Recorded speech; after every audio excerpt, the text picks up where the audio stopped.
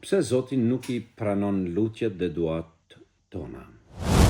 Miqtë dashur, e pyetën djetarin e madh Ibrahim ibn Adham, pse Allahu nuk I dëgjon lutjet tona?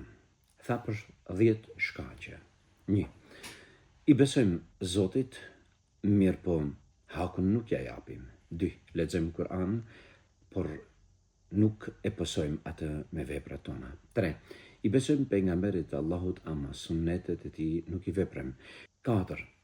Shejtanin e refuzojmë, por ama punë të këqija I kemi qef. 5. Xhenetin e duam, por nuk veprojmë për xhenet. 6. Xhenemin e urrejmë, ama punët tona ka xhenemi na çojnë. 7.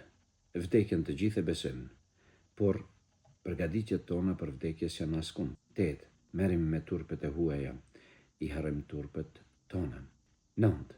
Ham nga bereqetet e Zotit, e tjetër kuj I thuajmë faleminderës. Edhe 10. I futim njerëzit në varr me duart tona dhe interesante krejt vdekjen e harrojmë. Zoti na I falt. Ku do qeni? Allahu a pranoft lutjet. Wassalamu alaikum wa rahmatullah.